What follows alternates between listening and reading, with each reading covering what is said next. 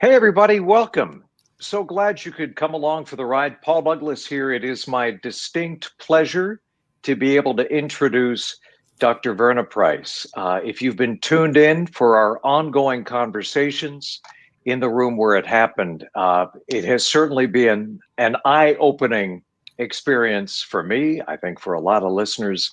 And Dr. Verna just gets it done. She somehow is able to assemble amazing people together and get a great conversation going. Tonight, we are collectively tackling racism in education, something many people may not think about. We should be thinking about this. We should be having a conversation. Of course, Dr. Verna Price, if you don't know, a human potential expert, executive coach, award-winning international motivational speaker, and a best-selling author as well. She's known around the world. She makes things happen and gets us to think different, in the words of Steve Jobs, about some of the most pressing and urgent issues in our day. Dr. Price, may I call you Dr. Verna? Sure, absolutely. Welcome. It's great to have you back. Thanks so much, Paul. Thanks for being here with me tonight. What a topic, right? Racism in the educational system, racism in education. And what a time for educators, Paul. I mean, what a time. You talk about essential workers. Our educators are essential workers. And so even before we start the conversation tonight, Paul, I just want every educator listening here tonight, everyone who's been an educator, retired educators, moms and dads who are at home educating their children distance learning. I just want you to know that I love you. I appreciate you. I know the hard work it takes to educate a child, and education is just not easy to do. So I just want you all to know that as we have these conversations tonight, you are appreciated, and I know how hard you work, and I want you to keep on working hard and know that you are supported by us. So I just wanted to start there. Because they're so important to us, right? So important to us. I cannot tell you how in my own educational experience, how my own life has been rescued by educators, right? So when I think about this topic of racism in the educational system, it's really close to my heart. It's really close to my heart. But I'm going to start out with you, Paul. As you think about this huge topic, how have you experienced this, if at all, or seen it or felt it, racism in the educational system? Well, first I want to give a shout out and amplify and echo what you just said, Dr. Verna, about teachers. I wouldn't be here. I wouldn't have the jobs that I've had over the years had it not been for three teachers in high school. I had an amazing science teacher in 7th grade and 9th grade who made the weather unit, which can be kind of dry, they made it come alive. And that got me hooked. That and a tropical storm named Agnes that flooded our house when I was 14 and very impressionable. But these teachers fanned the flames. Then I had an 11th grade advanced placement English teacher who taught me the gift of the word, the English word. And she said, use action words. And to this day, Dr. Verna, I can't remember what I did last week, what I said last week, but I remember Dr. Eisenhower in 11th grade advanced placement English saying, use action words. And I've been trying to do that ever since. Teachers have such an amazing role in our lives. Yes, we get so much from our parents, but great mentors, great teachers, invaluable and precious, and we need to do what we can to hold them up. I grew up in Lancaster, Pennsylvania, the Amish country, a typical suburban subdivision smack dab in the middle of Amish farm country. And I went to high school, and, I can't say that there were any overt issues with racism. That's probably because our high school was 95% white. And that's not an excuse. That's just an acknowledgement of sort of the atmosphere that I grew up in. Sure. Penn State, I got my meteorology degree. Certainly more people of color. Again, this was back in the late 70s. And if there was racism, it was hidden. It wasn't an everyday thing, at least not for me, that I Sure. observed. But I know, we all come at this with different experiences, right? Based on our life experiences. Yes. And Yes. the older I get, the more I realize it is an endemic problem and there Mhm. is systemic racism. And a lot of white people don't even realize that this exists, but it's a real thing. And that is the critical point right here, Paul. It really is my goal is one, to have people to see it, that it's there, and that it is something that we all get to work on. It is not something where only one person can work on it.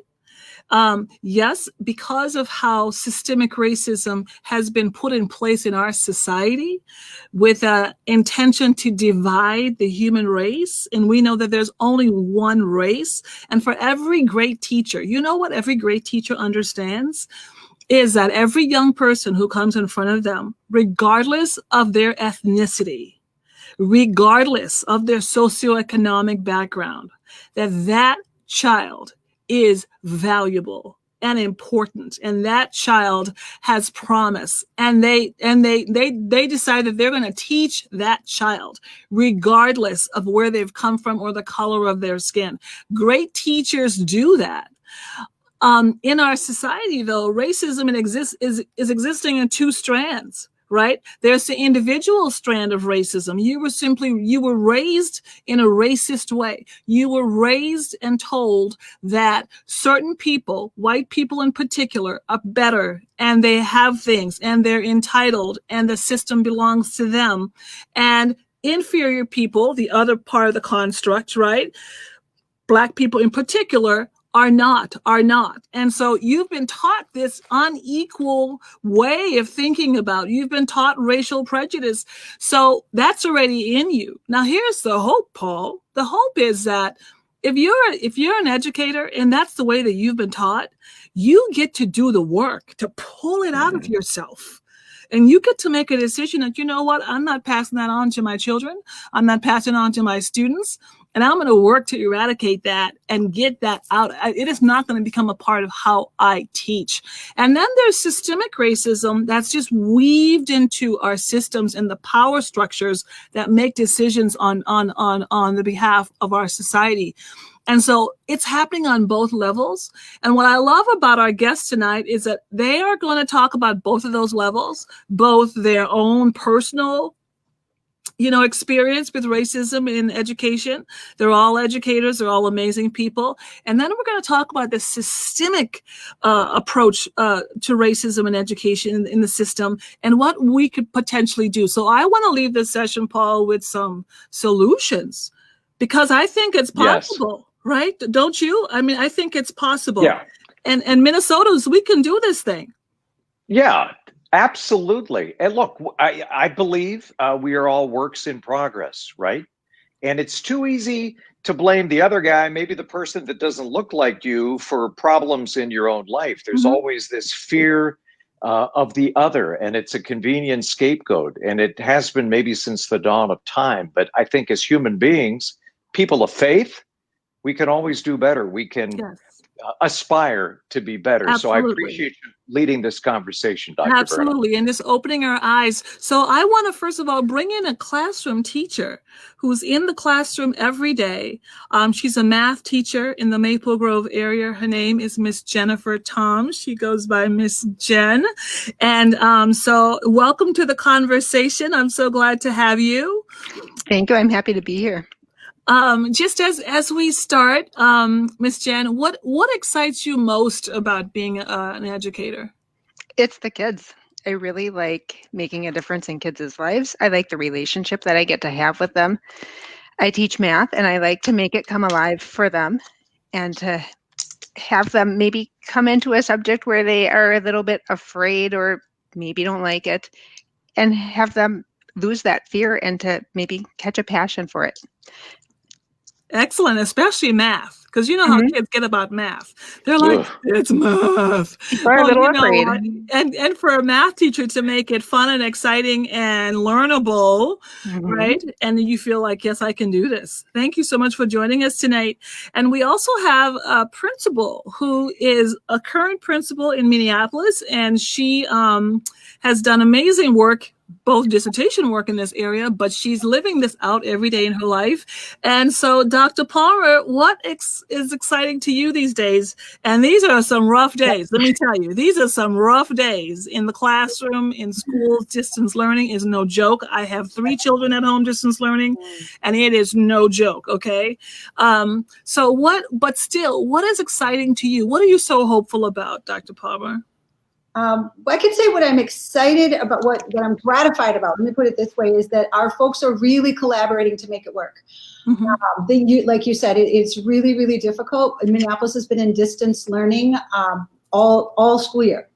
But my folks are coming together and figuring it out. Teachers are working together, staff is working together. So I'm super proud of what we've been able to do for kids, as hard as it's been. Excellent. Well, thank you for all that you're doing, and tell your staff I said thank you as well.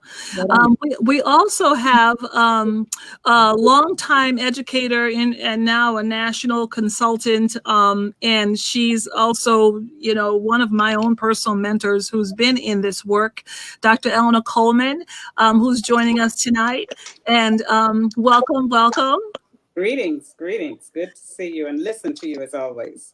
Thank you, ma'am. So what is, amidst all of what's going on, what is still hopeful to you as it relates to education? My hope is that we really, truly start to educate. There is so much that, as I reflect back on my own personal life and education, I was tickled when Paul spoke about in the 70s and being unaware of racism. And for me, in the 70s, I was moving into a school. I was 20 years old to teach, and the principal asked me if I would be the integration specialist because I was only one of 3 Black teachers in the school, and they were preparing to integrate that next year. And he wanted me, with my little 20-year-old self, to help the white teachers get ready for the Black kids. So that was happening. I mean, we were in the midst of a lot of stuff happening in our country with integration. And I'm surprised Paul was able to avoid that, but I really am not surprised because we know how intentional all of that was and how we have kept ourselves so segregated and separate and not understanding the interconnectedness of all of us. That privilege has allowed white people to live a certain way in a bubble. And in many ways, also African Americans pushed us into a bubble too. So hopefully we're going to be able to move forward and continue to penetrate that bubble and break down the barriers between us all and connect as human beings, first of all, with the same hopes and desires for each other that we have for our families, for all of us. We want the same things in life. Yeah. We too. Absolutely. And speaking of that bubble, and all of you know this story, kind of the journey of this work really comes out of, the awakening of white people. When George Floyd was assassinated, there was an awakening. And for the first time, many of my white colleagues, people who are doing good work and people who want to do good work, but their eyes were opened to ask the question, what is really going on here? Like, are there things in me? Are there racist things in me that I need to go in and find? Do I need to look differently and see differently? What is really happening here? So, that kind of piercing of the bubble for our white brothers and sisters, our white teachers, our white principals to say, oh my, well, maybe we shouldn't, maybe we could do that. Oh, maybe we should rethink that and so forth. So it's exciting to be able to just have this conversation. We also have thank you so much, Dr. Eleanor. We also have our fourth guest is Dr. Joel Wiggins. And Dr. Joel and I have had some fascinating conversations. Dr. Joel is a college president, and he can talk a little bit more about that. And we've had some amazing conversations around this topic. So welcome, Dr. Joel. And what finds you hopeful as it relates to education these days? Not easy on college campuses either, is it? Yeah. So thank you, Dr. Verna. We're in our last week of classes at Crown College for this semester. We've managed to do it all on campus, and we're very grateful for that. And that in itself is realized hope. But I think the most interesting thing that we get to see on college campuses is the transformation that takes place in students' lives over the years that we get to work with them. And then I've been here 8 years, so we've had a number of graduating students since I've been here, and to just see where they've gone on to, the potential that they're beginning to realize as they forge into their young adult years and careers. And it just never ceases to amaze me how fast some of them and how the progress that they make. And I think that's due to just an educational spirit and an atmosphere that they get into, and they gain confidence, and they gain control, and they gain the abilities and skills that they need to go into the world and succeed. So I think that's still hopeful, no matter what form we teach in, and no matter how that education gets done, it's still happening. And so I'm very hopeful about that. Absolutely. Well, welcome. Education is a powerful engine. It is a powerful force in our society. When we think about every child in this country, the United States of America, is required to go through our educational system. They're required to be somehow connected with us. Even children who are homeschooled, they're still required to connect into the educational system. So the question becomes then, where does racism play itself out in all of that? And how then do we change that so that our educational system can become even more effective for all children? So my first question for all of you really is the question of, what has been your own personal experience with racism in the educational system? And this is real raw. I asked all of you not to rehearse. There's no rehearsed questions or answers here. So whoever wants to start out, your own personal experience with racism in the educational system. Well, I can start.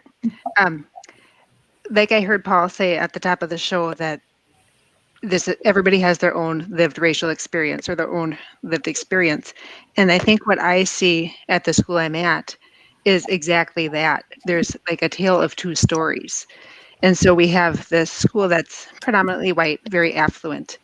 And we do these surveys every year, this stakeholder surveys, and people, it comes across as, yep, it's a great school. People love to be there.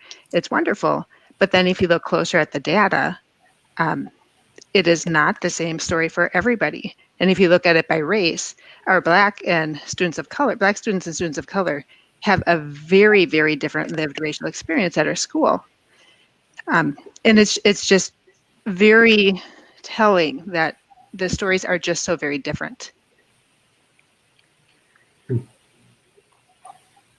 know, I think for that happens as they continue on in their educational experience too, that I think it's very interesting at Crown. We are about 30% non-white, I would say, and we have Hispanics and Asians and Blacks and a couple of indigenous persons as well.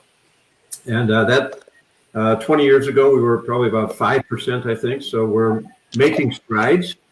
But I think the difficult thing is for Crown to not just be a place that welcomes people of color, but actually becomes a place that is their school, and they're not just kind of guests at our school, so to speak. And that's a very big shift that has to occur. And it takes time, and it takes conversations, difficult conversations sometimes, so that we understand how people, like you said, experience things very differently. And if we don't have those conversations, we don't understand that that experience might be different for somebody else. We think we're doing great, and persons of color might think we're not doing so hot. Absolutely. Go ahead. You know, I am so in favor of us having these conversations, but I'm also of the mindset that we also have to educate ourselves before we can have really good conversations. I am, I, like all of you, I hear that are educators. I went through the system from being a classroom teacher all the way up to a district administrator. And I realized for myself, even in thinking about how we thought about our kids and what they needed to know, and understanding that we needed to help Black children by helping them understand their history and to bring that in. And we did a lot around that with, making sure we had materials that appealed to kids. But last year, when I was watching, watching what happened in Charlotte, and I saw those young white kids, men in their 20s with swastikas, I couldn't help but think about how we have missed it as educators by not telling the whole truth to all of our kids, to helping all of our kids understand a true narrative, not a created narrative that's been force fed to all of us. I grew up in segregated schools all of my life, all through until I had my first white teacher in college, actually. But that college was a HBCU, so he was only one of two that was there.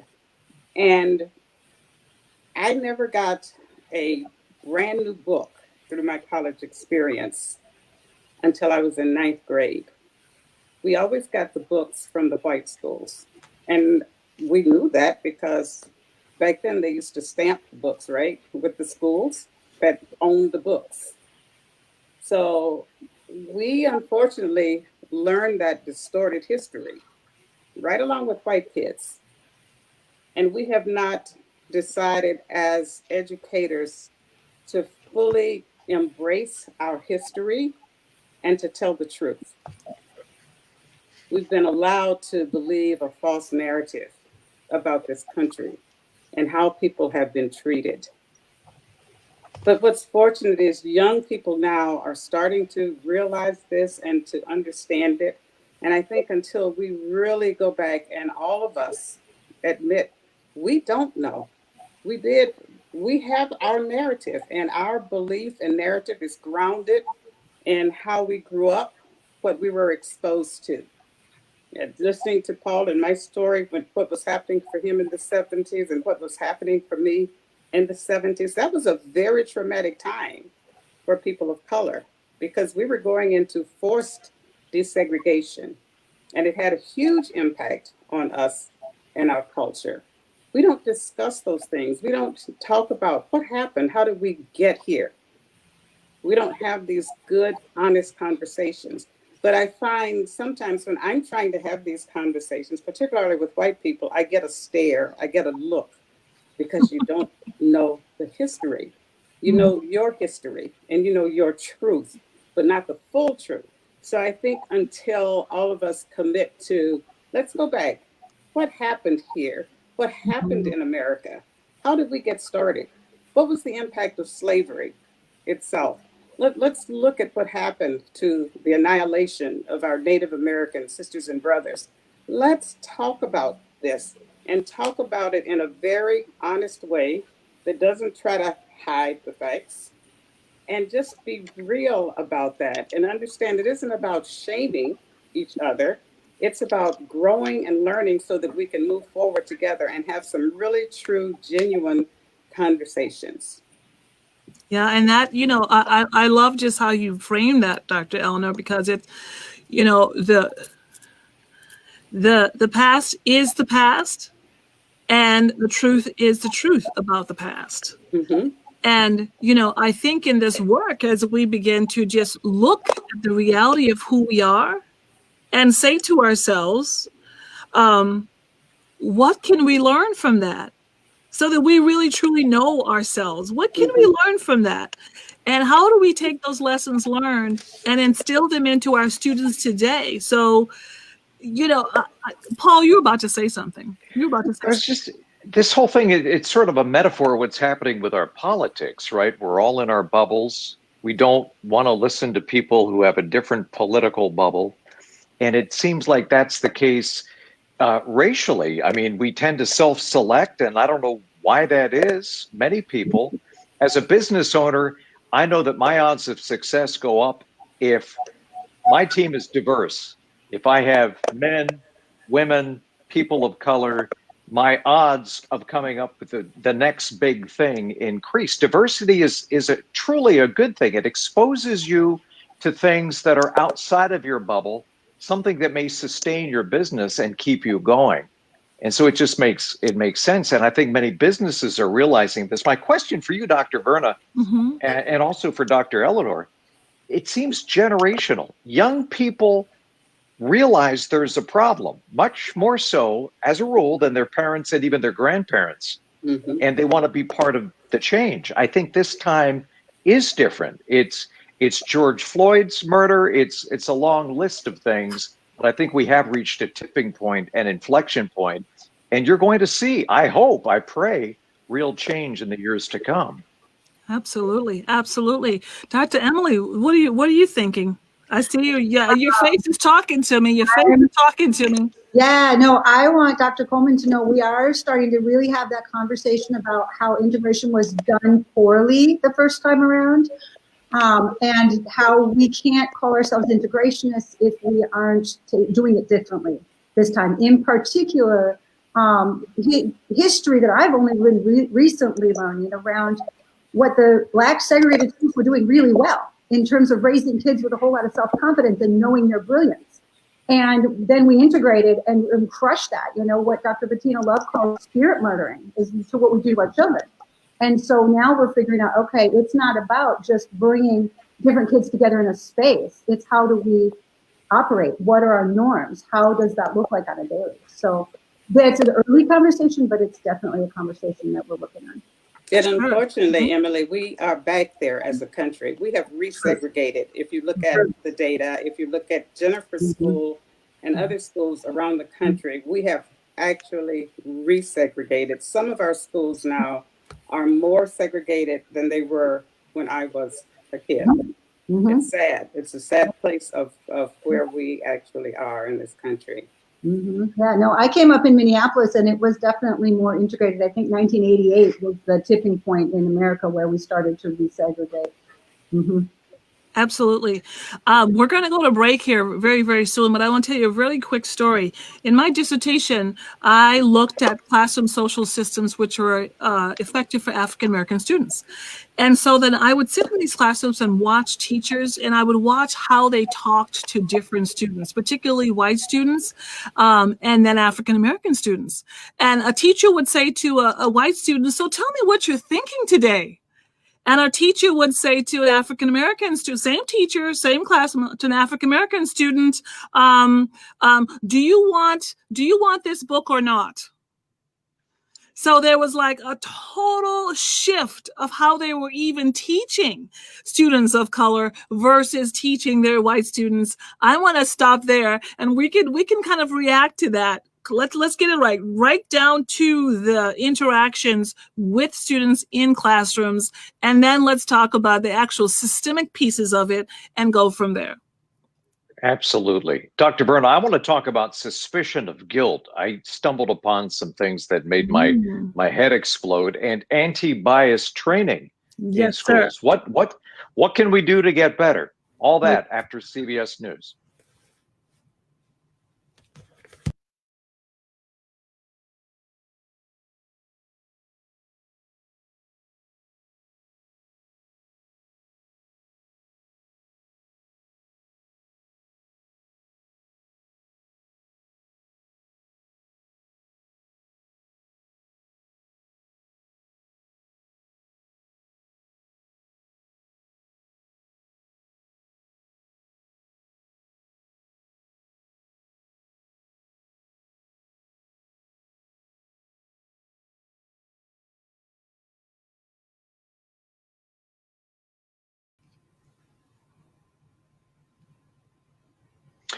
Paul Douglas back with you on CCO Radio and radio.com. And if you get a chance, share this program with some of your friends. It's all about getting the word out and keeping the discussion going.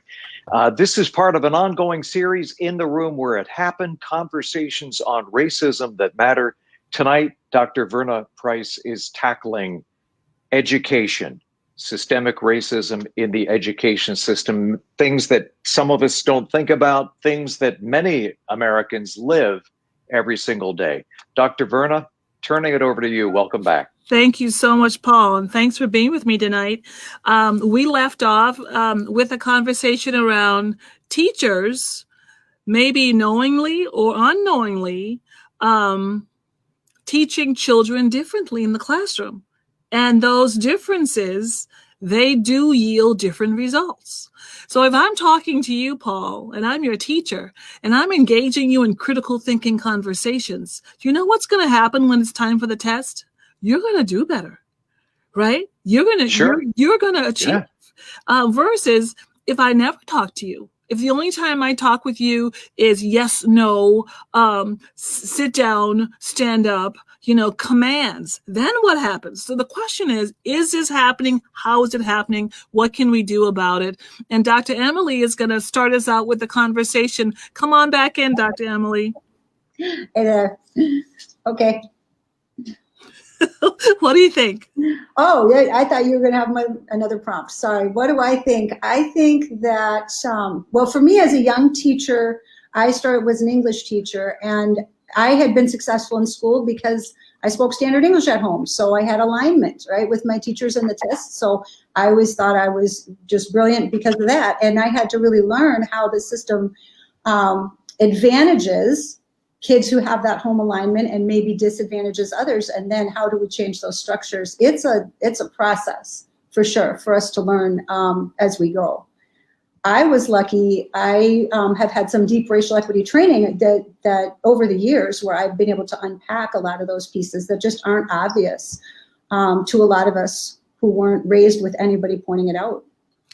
And Dr. Emily, tell me about like a point as an educator where you thought, oh my, something's going on here. Like there's something in me that I've been taught that is not, that may be racial prejudice or maybe racist behavior that I've got to figure this out. Was there like an aha or a moment, or where you just kind of came to grips with seeing it? I would say two things. I can think of particular interactions with kids where I've had to learn something the hard way, from a kid really spelling it out to me. But I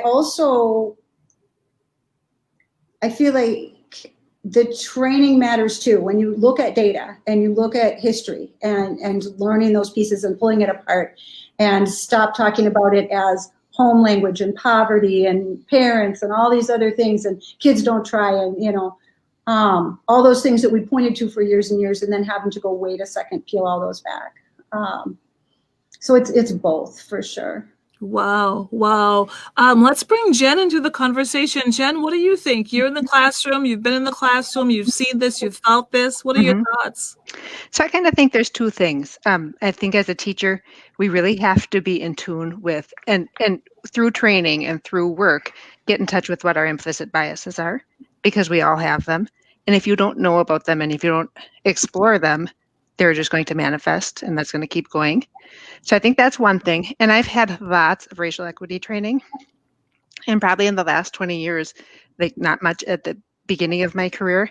And much of our staff development now is around racial equity, which I think is wonderful, because we do need to really learn the history, so we don't just perpetuate the history that a lot of us learned when we were growing up, or the white history, or just one side of the history. But also I think there's a danger with our staff development or with our equity training to just kind of hide behind those system tools and say, yep, we're doing it and we're learning these. And I think as a teacher, Now you're talking. Tell us about that. With both myself and my colleagues, we have all these tools, and sometimes the tools are great and make sense, and sometimes I feel like it's complicated or doesn't, how does it translate into the classroom? And so I think what I'm always hungry for is, yep, that equation is great and it looks great, but how does that racial equity equation or the capacity equation, how does that help me deal with my students of color who aren't doing as well or who are in my remedial class? And like, how does that help me be a Yeah, better teacher for them? absolutely. Dr. Eleanor, what do you think about this? To jump out of my seat, right? Yeah. When we talk about how we teach and prepare ourselves for kids and getting the best out of ourselves and our kids, you know, I have GUYS degrees, curriculum and instruction, you name it, all the way, right? And I tell you, we focus sometimes so much on the technical aspect of teaching that we forget about the human element and the human connection. So now I am firmly in the camp of working with educators on understanding how we relate to each other and the very important, very important touch point is that relationship between teacher and kid. I think it's awesome that Emily and Jennifer on here because they have a huge responsibility as white females. 80% of the educators in public education are white female. 80%. And that's including also administrators, by the way. 80%. The statistics about the same. So huge responsibility and voice that you ladies can have in making an impact and helping to carry on this conversation. We love research as educators, right? So even in my studies, as Dr. Verna did, and now in the work I do, we look at this impact of teacher perception and efficacy with students. And we know that lower expectations for kids of color leads to impact in multiple ways. One way in particular is around this stereotype threat, where if kids of color are exposed to teachers who don't expect much of them, sometimes they act out on those behaviors. The other impact is that sometimes those students will just withdraw and internalize those same feelings. Wow, wow. Dr. Eleanor, I'm going to stop you right there for a minute because we have to go to break. But I'm going to tell you a story when we come back. And if you'll kind of pick up on that, and then I'll have us to think and talk about that because I think it's a really important piece in this work. I just remember a classroom teacher, an African-American boy, went up to the front of the classroom with a book, and the classroom teacher, who was a white female, and she didn't know, bless her heart, she did not fully understand what she was doing at that moment. But she said to him, "You don't think you can read this book, do you? Oh, Why don't you go and get a book that you know you can read?" And the little boy, he's a fifth grader. He was excited about the book. And literally within moments, something happened in that classroom. And we can talk more about what you think happened with that little boy within moments of that interaction with the teacher. Absolutely. When we come back.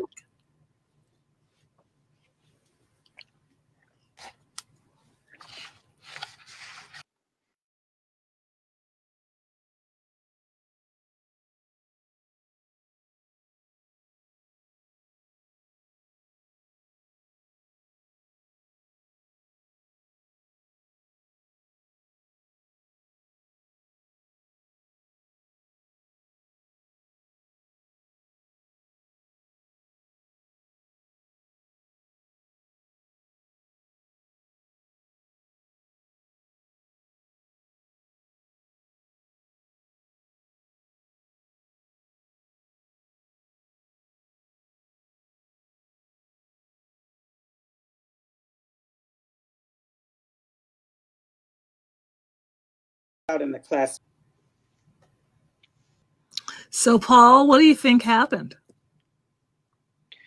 I think he rose to the occasion and saw it as a challenge. I hope. Okay, that would have been great. That would have been great. Unfortunately, I that would have been great. That would have been great. Yes. Didn't happen. Yes, it didn't happen. Didn't happen. No. Let's bring our panel in and let's talk about it. Dr. Eleanor, what do you think happened in that moment? Well, probably one of two things happened. He went back dejected, sat in his seat. The other would have been that he picked a fight with another student and flipped over a chair out of his own frustration because of that situation. You know, power plays out in the classroom. Young people understand the only power they have is to act out. The teacher has a path that gets them out of the classroom. Kids, unfortunately, rebel by holding back their minds to their own detriment. You know, I spent many years there in middle school in Minneapolis as a principal at two different middle schools. I love middle school. That's where my heart is. And that was so reinforced for me many times by kids when they would act out in the particular teacher's room, and I'd bring up like, what's happening? You know, this isn't your normal behavior. Most times kids would say, I don't like her. I don't like him. Why don't you like him, her? And it always was in the personal register. Well, he doesn't like me. He does this. He. It's so cemented for me, the value of relationships and taking the time to make that connection on a personal level with students. And it's something that, you know, when we get ourselves educated, as I was talking earlier, you know, as educators, that's what we do. We go get ourselves educated. And I actually was teaching at, there in Minneapolis at a higher ed institute. And the textbook, it was on classroom management.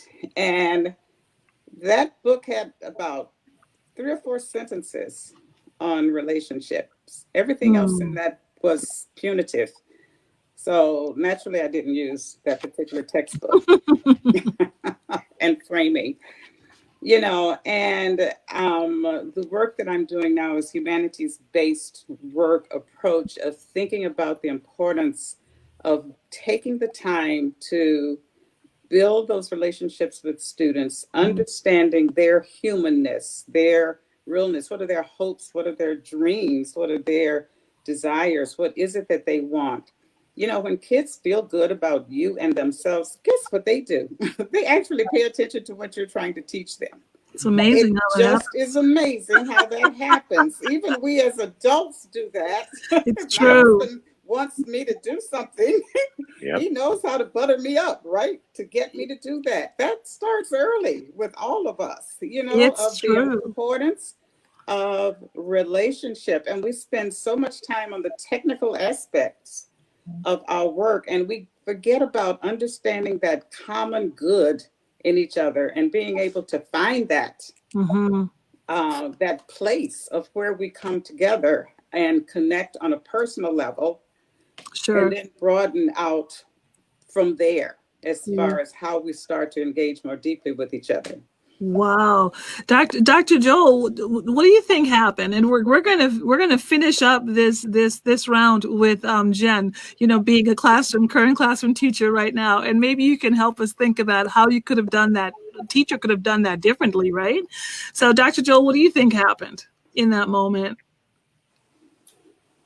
Well, I think if I were putting myself in the shoes of that 5th grader, I probably would have gone and got a book that I wouldn't even have known what kind of book the teacher was probably talking about. One that was easier, harder. I don't know, maybe I could have figured that out. I would have gone off by myself and sulked, quietly somewhere apart from other people or tried to just kind of blend back into the scene. And I would have lost my pride, I think. Right. So your pride would have been gone, right? Principal Palmer, what do you think? I would imagine a child would have either dropped or thrown the book on the floor and walked away. And then the teacher would have said, hey, come back and pick that up, and start a conflict. And the child wouldn't come back, and then it escalated from there. Wow. You all are pretty close to it. So Jen, what do you think happened with that little boy? I was going one of two ways, either dejection or anger. And the more I thought about it, I'm thinking anger, like, how dare you say I can't read this? I want to read this book. And I just don't see anything good coming from that. I think a lot would have been done to ruin that relationship. And right. There it goes. It's true. What do you think, Paul? I think in a perfect world, that little boy would have come back to the classroom 20 years later with a textbook that he wrote and presented it to the teacher. So kind of, all right, I'm going to show you. Right. I'll get the last laugh. Thank you for challenging me. But it appears that didn't happen. No, that little boy, he was just his whole countenance just fell, right? He went from, I can read to, because someone just said to him, I don't believe in you. I just don't believe in you. And within moments, he went back to his seat. Within moments, he started picking with another students. Within moments, he became a discipline issue. Within moments, he was written up and sent out of the class. Just like that. Educational opportunity gone. Just like that. The question becomes then, currently in today, what is going on? Because I want our educators to open their eyes to this, to see it. Like, what is happening today in our classrooms and at all levels, K through 16. This is happening in college levels too, where it is clear that racist behavior and racist attitudes are clearly being, it's clear to us that it's happening. And what is it? Because I want our teachers to just hear it and know it, and know that they don't want to do that or be that person. I would say I think the fundamental shift that's happening right now is moving away from telling kids to get with the system to trying to help the system get with the kids. So, for example, when Paul said, I would hope he would rise to the occasion, we're asking kids always to overcome, right? So you have these barriers that get in your way, but overcome. And instead of that, we're starting to reframe and go, how do we move the barrier? How do we not get in that child's way? What does that look like? If the child brings a different set of needs than what's convenient for me, then how do I change my practice, right? How does it look like? Like, we talk about instructional strategies to increase engagement. So it's not just, oh, the kid is trying or isn't trying. The kid is paying attention or isn't. But what am I doing in the classroom to ensure that kids are engaged? And so it's a different mindset. It's a different orientation. So, Miss Emily, what do you do, Dr. Palmer, what do you do with the teacher that you know is clearly exhibiting racist behavior? And they may not even know it. They may not even realize it. They're just thinking that they're just trying to do whatever it is that they're trying to do. You know, I was blessed as an assistant principal to be in a context where we were training all together. So teachers were starting to uncover these things, and we were able to start to have those conversations. One example that comes to mind was a teacher who had, in the past, when a kid said, oh, that's racist, like, out you go, send you to the office, right? And then seeing that through the training, that teacher be able to, when it happened again, you know, not same kid, but later, able to go, hang on, really? Help me know. I didn't see that. Talk to me. Tell me what was racist about that. Total transformation for that teacher, right? And so the answer that comes from is getting comfortable with being uncomfortable, teaching teachers, right? Because white folks don't want to be considered racist, right? So we tend to avoid the conversation. So if you can get comfortable with being uncomfortable, a kid calls you out in class, then the teacher is able to say, okay, tell me more, right? Which is super vulnerable. I didn't see that, help me know. That's really vulnerable. But when we're able to do that, I can be uncomfortable in front of a class of kids, right? That's really powerful because that brings that student's voice. So now that kid feels like, oh, you do care what I think about this, right? And we can learn together. But that doesn't come, I mean, best humans in the world don't get there without some practice and some work and training, work. And this is going to take work. And I want our educators to know that we love them. However, we want them to do this work, because on the other side of this work, I know that they can be more effective, right? We're going to come back to this conversation so that we can get some real raw things that's going on. And so our teachers, our educators can actually see it and know it and have the courage to look at it and say, you know what? I'm going to change that, and I'm going to learn more, and I'm going to change and become more effective. So that's what we're going to be working on when we come back, Paul. Sounds good. We'll be right back. All right. Sounds good.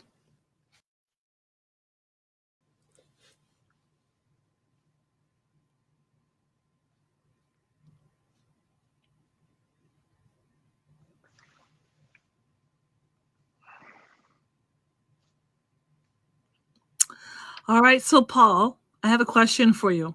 Okay. And here's my question. If you decide to be a teacher, and you really, your heart's desire was to truly teach. However, you were raised in a system that actually taught you that there were some children that just couldn't learn as well as other children. And let's just be specific, that white children are better learners than black children. But you know good and well that in your heart of hearts that you know that your African-American students are very intelligent. So what are you as an educator then, what are you going to do to like go after that stuff in yourself so that you do not reflect that to your students? And that's really the question that I want, our teacher Jen to talk about. Like, how can educators like just go after that and do the work for themselves?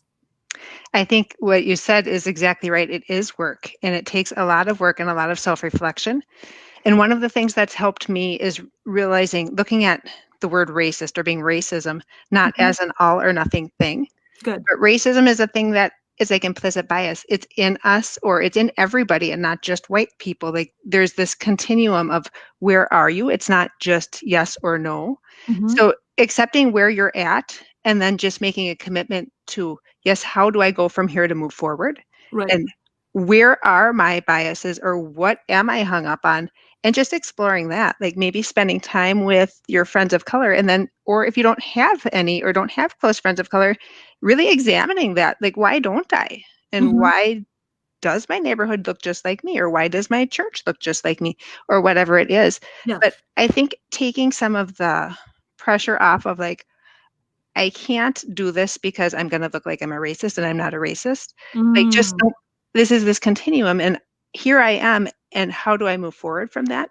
I think that mind shift gives you a little more flexibility or freedom to accept where you're at and then figure out how you can move forward. Wow. Yeah. So I think that helps to just kind of have a mind shift. Sure. That's great. Let's bring the other panelists in. Anyone else have some thoughts about that? What do you do with that educator who's it's in them, but they want to do something about it? Well, Glenn Singleton says institutional racism does not require intention or malice. And I have taken that quote the last 3 schools I've worked at, and like we have to memorize that and take it to heart, right? It's not about your heart, it's about systems and learning systems and understanding that. And so for teachers to come to believe, I would say we're all cogs in a big racist system that was created before any of us were born, right? So what do I do with that? Anyone else? I'm sorry with the audio, but I think I heard Emily say it is, for people to understand it, it is about our systems, but I do want to encourage us to know that our systems really are human systems. And systems have changed because people have changed. And until we change our attitudes and behaviors, the system will do what it's designed to do, and that's maintain itself. So we really have to get beyond. What I find in this work is that it's easy for white people particularly to back off of the conversation because they say, well, I'm not racist, because of the perception and idea and thinking about what it means to be racist, and that you don't wear a white hood over your head and you're not out trying to do harm intentionally to folk. But we all are part of a racist society, and we all have to work on ourselves. And I think until, as I go back to us really educating ourselves and understanding the importance of education, that it's going to take an educated populace to keep this country afloat. An educated populace is the economic engine. And the less we focus on educating all children, we're shooting ourselves in the foot as a country. We're not going to be able to attain what we need to attain with what it is that we want for the future of this country. So I think we have to get real about this. We have to help people who say, I'm not a racist, understand, okay, that's good. But we do have to address racism because it does impact your life. It impacts the future, not only of your life, of your children's lives, of all of us. And understanding that, as you said, it is a system, but we do have power to change the system. The question is, do we have the will? That's good. That's good. Paul, you want to say something? Yeah, I just Paul, you're wringing your hands. You're like Dr. Verna. There's so much I want to say. It's just connecting my brain with my mouth, which is always a challenge. But look, God didn't create a one-course meal. God created a smorgasbord, right? I mean, that's what I tell people, and I really do believe that. And something that Jennifer said really resonated with me in terms of, look, I think there's a spectrum. Picking up on what Jennifer said, I don't think it's binary black or white. I think people are on a scale, much like the autism scale. You've got the white supremacists over here at the end of the scale, and most people are somewhere on that scale. And then you have people that see color but celebrate color. And I think we all want to be at that end of the scale. It's a continuum, it's a journey, it's a process.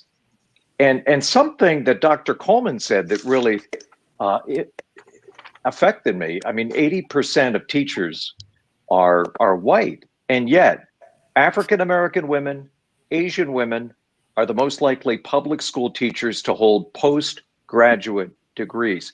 I think the needle starts to really shift when we have more men and women of color reflecting the true smorgasbord that is America, teaching our kids. I think that's one of many solutions and how we can get to the good end of that scale. Love that. Love that. Love that. Dr. Wiggins, what do you think? Because they leave K-12 and then they come to you. Then what happens? Well, I'm more on the administration side than I am on the inside the classroom side. So the discussion's been very interesting, but I haven't been able to contribute a whole lot probably in terms of dealing with 5th graders or 11th graders because I just am not there. And frankly, I'll be teaching my first class of college students in 8 years this coming spring. So, but I'm reminded by this discussion really interesting in that something Ibram Kendi said in his really famous, now famous book, How to Be an Anti-Racist. where he says basically an anti-racist policy is any measure that produces or sustains racial equity between racial groups. And a racist policy is any measure that produces or sustains racial inequities between racial groups. So it's more about the kinds of written and unwritten laws and regulations and procedures and policy processes and guidelines and regulations. Now that hits me as an administrator, because that's what we do. As administration, we set up these ways of practice, and those ways of practice either encourage equity or they discourage equity. And to date, they seem to have done a pretty good job of producing or sustaining inequities in our culture. But thinking it not about so much systemic racism, but he calls it racist policies or anti-racist policies. That hits me where I get to work most of my life. And so also, and another thing we're thinking about, Dr. Verna, is something that Robin DiAngelo said in her recent book called White Fragility. I'm sure some of you have read it. But she said we need to be doing this for the rest of our lives, engaging in ongoing self-awareness, continuing education, relationship building, and actual anti-racist practice.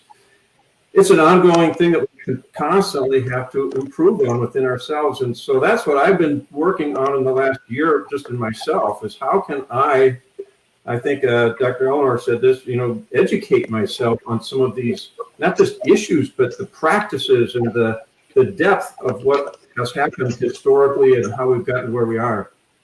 And that's the course I'm going to be teaching. It's a course about justice and the civil rights movement from 54 to 68, the first 14 years of my life. And I probably read 5,000 pages, talked to dozens of people, and am really kind of trying to figure out what was that like for the first 14 years of my life, and how that has impacted the future trajectory of so many lives in America. And it isn't, it is a spectrum of things, right? Martin Luther King was an integrationist, but Malcolm X was a segregationist on the other side. Why should the blacks want to join the white society? We're no worse than the whites, so why would we want to join them, right? So there's a spectrum of thought here, if we go back historically, and it's complicated.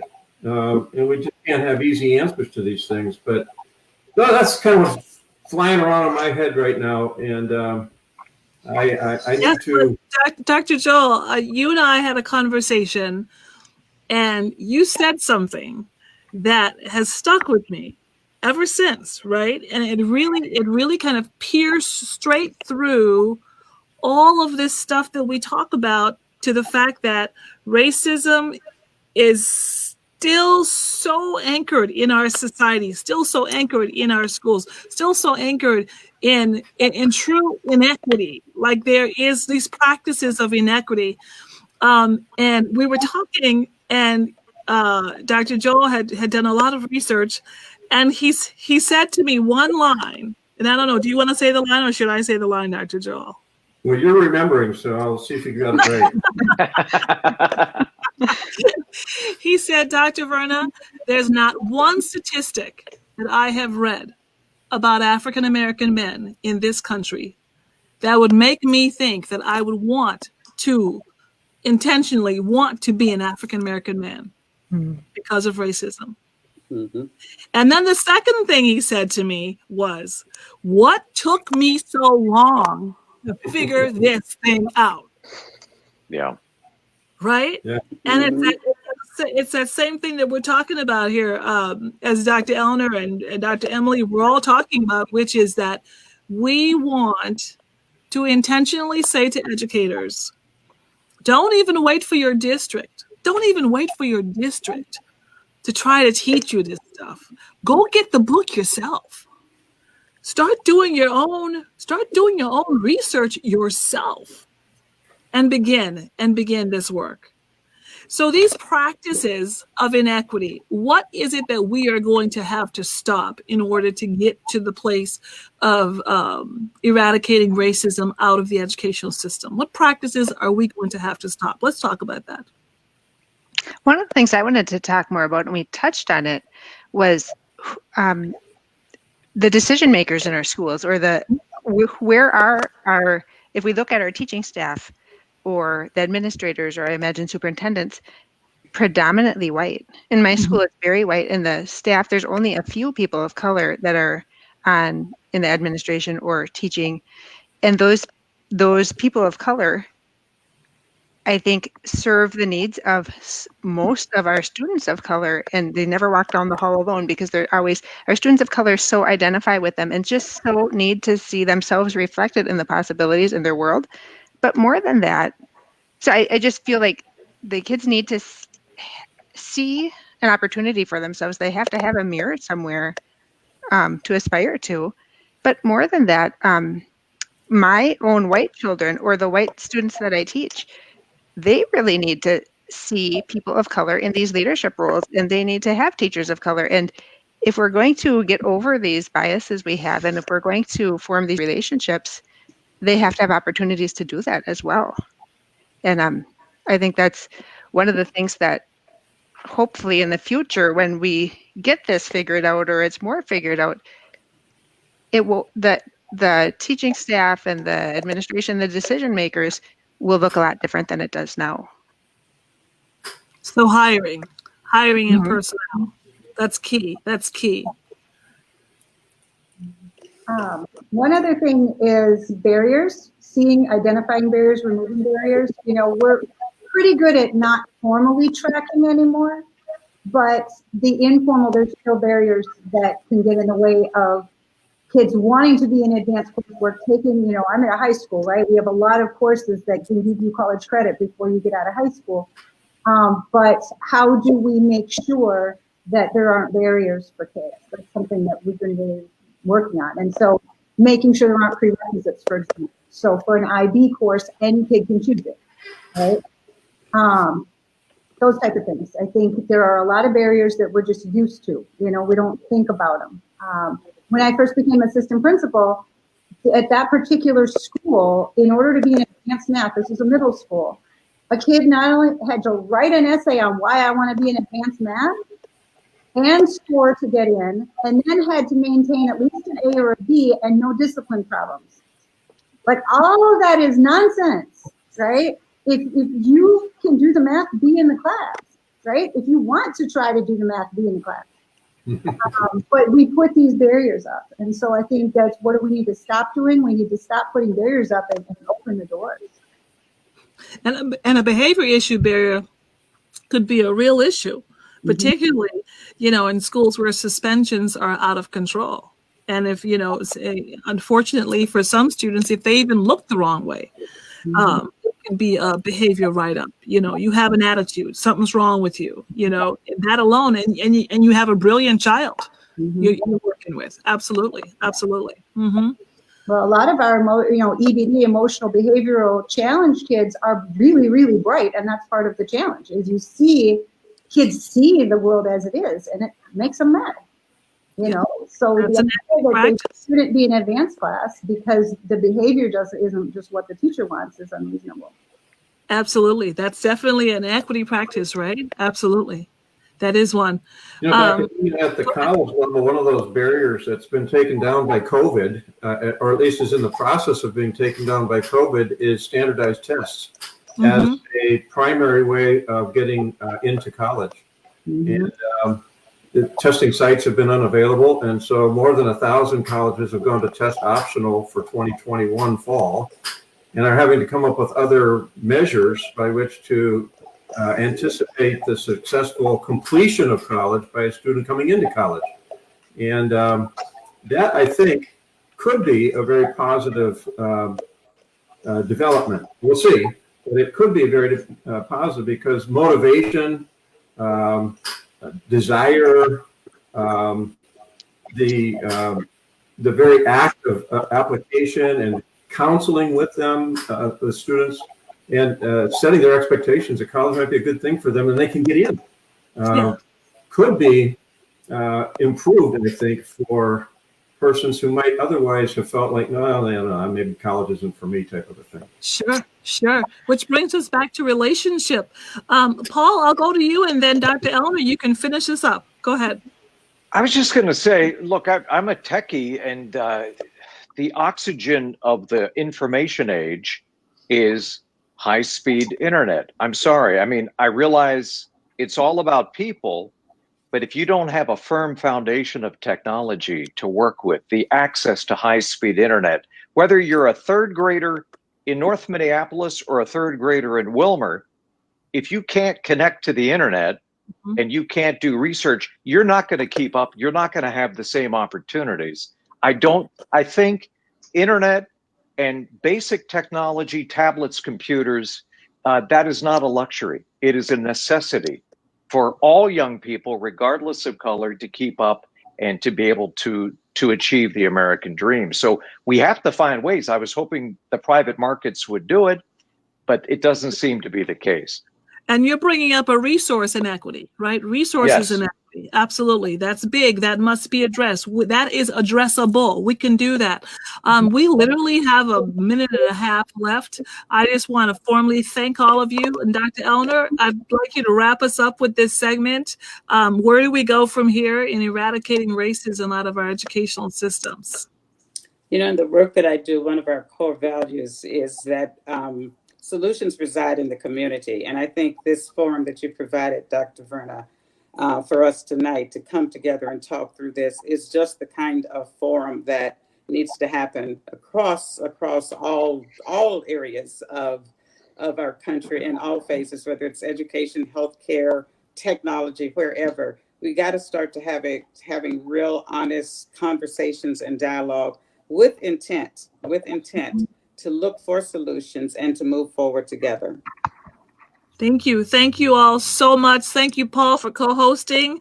Jen, thank you for bringing your classroom experience. Dr. Joel, thank you for bringing the college experience. Dr. Emily, for bringing the high school, principal experience. And Dr. Ellner, for bringing the overall experience to us. I appreciate you. Let me tell you, keep doing this work.